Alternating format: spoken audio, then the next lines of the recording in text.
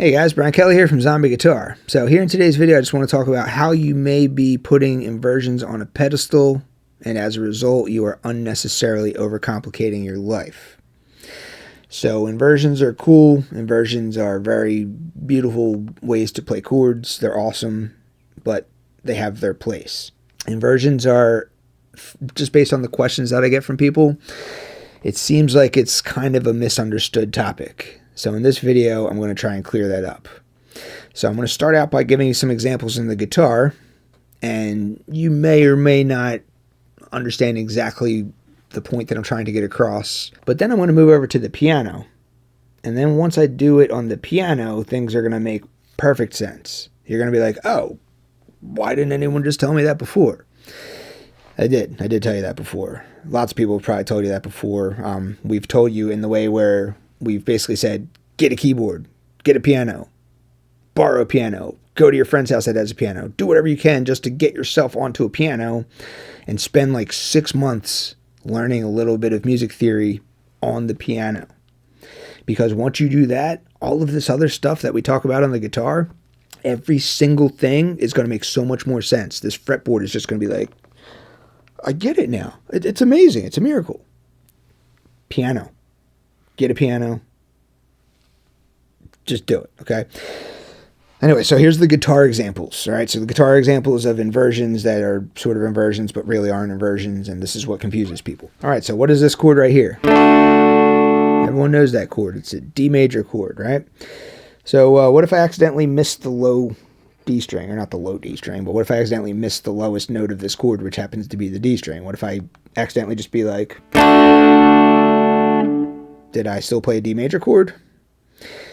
In simple speak, where we all kind of understand music and everyone is on the same page and we all have a solid understanding of the fundamentals, then yes, both of those were D major chords. But in the case where you want to overcomplicate your life and you want to, I don't know, you just want to overcomplicate your life, then you would be like, well, the first case was a D major chord, but the second case was a D major over A chord, the second inversion of a D major chord. I mean, technically that's what it was, right? Now, the first case keeps things simple, keeps us moving along, keeps the music going. That's the goal, right? The second case adds a whole bunch of unnecessary confusion into the mix. The second case could lead people down rabbit holes that they don't need to be going down. The second case is just unnecessarily confusing, you know? All right, so what is an inversion, first of all? So an inversion is where you just take a chord, you play a chord, but the lowest note of that chord is something other than the root note. So a D major chord consists of the notes D, F sharp, and A. So if I play any combination of a D, F sharp, and A, sometimes the notes can be repeated. A lot of times we play these 3-note chords, you know, across 6 strings because we play bar chords and we have 6 strings. It's still just a triad anyway, you know. But anyway, so if I play the notes D, F sharp, and A in any order with any notes repeated as many times as I want, but the note D is the lowest note of that chord, the lowest pitched note, then it's not an inversion. If I play D, F sharp, and A in any random order with as many notes repeated, but the note F sharp is the lowest note played in the chord, then it is now the first inversion of a D major chord, otherwise known as a D major over F sharp. When you see a slash, the note that comes after the slash, that's letting you know the note in the bass has been changed. So D over F sharp is an inversion of a D major chord. It's the first inversion of a D major chord. It's a D major chord with an F sharp in the bass. There's a couple different ways to say this. If you take the notes D, F sharp, and A, and you play them in any order that you possibly want with as many notes as repeated as many times as you want, and you have the A as the lowest note in the chord, then it is a D major over A chord, or a D major played in the second inversion. That's what inversions are. So when I'm playing this, technically it is an inversion. Technically I'm playing a D major over A. Technically, but not really. All right? Because the guitar player's role in the band is usually kind of like in that mid-range, kind of like in the same range where like the vocals are. The bass player, man, the bass player, that's really what determines whether a chord is an inversion or not. I could be playing this chord right here in the band. Just a basic D major chord, D, A, D, F sharp. Same 3 notes that make up the triad. The note D was repeated twice, whatever. As far as I'm concerned, I'm not playing any type of inversion. But if the bass player is playing an A, then all of a sudden, the band as a whole, we're playing a D major chord in its second inversion. If the bass player plays the note F sharp, then all of a sudden the whole band is now playing a D major chord in its first inversion. If the bass player is playing the note D, then all of us as a whole band are playing a D major chord not inverted at all. It's all about the bass player, and your function in the band is not really the bass player, so you don't really say whether it's an inversion or not, unless you happen to be like a finger-picking guitar player and you're playing like walking bass lines and stuff like that. Advanced stuff. You see what I'm saying? But as I said, this may not make perfect sense when I demonstrate this on the guitar. It's going to make a lot more sense once I go over to the piano, so let's do that now. All right, so for this demonstration, I'm only going to be using the white keys. That way it will become perfectly clear to you what's going on. So I'm going to start out by playing a C major chord. So in order to play a C major chord, there's 3 different ways to do this. Number 1, you could play the notes C, E, and G like this. Here's a C, here's a E, here's a G. You can play a C major chord like that. Or you could take this C right here, and you could bring it up here. You're going to have to rearrange your fingers. But this is a C major chord. Some may call this C major chord in the first inversion. Some may say that this is a C over E, but we're not quite there yet, so just bear with me, and this is a C major chord. You could also play the C major chord in a third way, such that you take this note right here, which is now the lowest note in the chord, which is the note E, and you could play this note E up here. So in order to do that, you have to rearrange your fingers, but there's a C major chord. So you can play a C major chord like this, you can play a C major chord like this, you can play a C major chord like this, you can also play it like this, but then you're in the next octave. It's the same way as the first way. Bunch of different ways to play that C major chord. Are they inversions? I don't know. Here's the bass.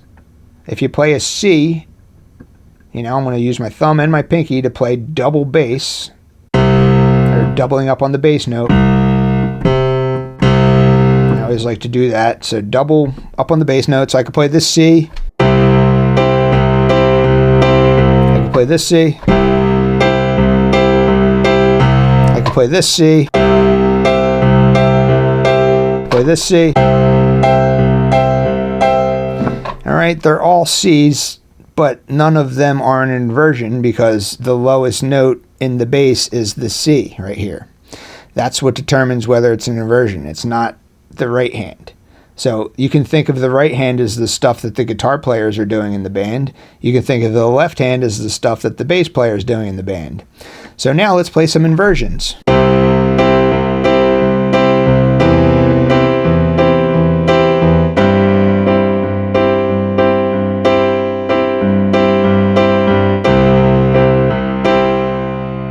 So now I just played all 3 inversions of a C major chord. I played a C, I played a C major over E, otherwise known as C major in the first inversion. I played a C major over G, otherwise known as a C major in its second inversion.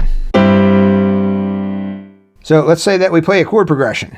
I'm going to play just the Let It Be chord progression, all right? And in the right hand, I'm going to use various different, I'm not going to say inversions. I'm going to just use various different ways of playing the same chord. So I'm going to play a C major chord like this. I like this C chord, so I'll play this G major chord like this. I'll play A minor like this.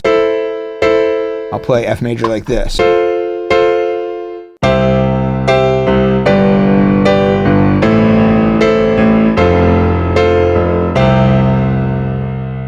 None of those were inversions, despite the fact that I played a C like this, I played a G like this, I played an A minor like this, and I played an F like that. Still, none of them were inversions. But let's say that we actually did want to play some inversions.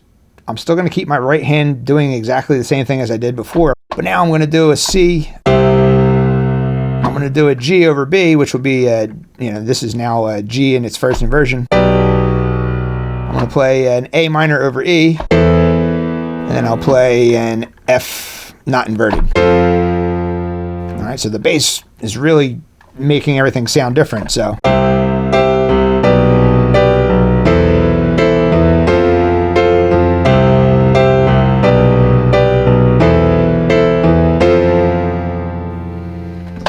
that sounded absolutely nothing like Let It Be, because the bass notes were changing, but the right hand was still doing exactly the same thing.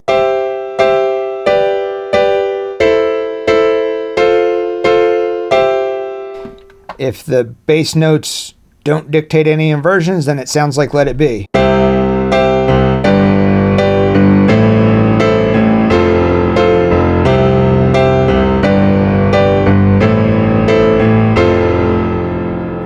But if the bass notes do dictate that they are inversions, then it won't sound like Let It Be anymore.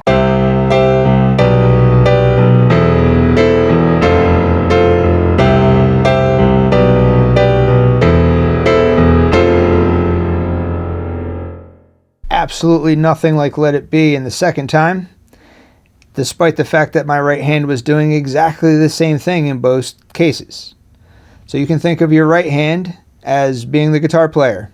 Maybe a guitar player wants to play a C like this. Maybe a guitar player wants to play a C like this. Maybe he wants to play a C like this. Maybe like this. There's a bunch of different configurations for which you can play the same three notes that make up the C major triad, but it is the bass that determines whether or not it is an inversion or not. And that's the point of this video. So hopefully that made sense. Thank you guys for watching. See you next time.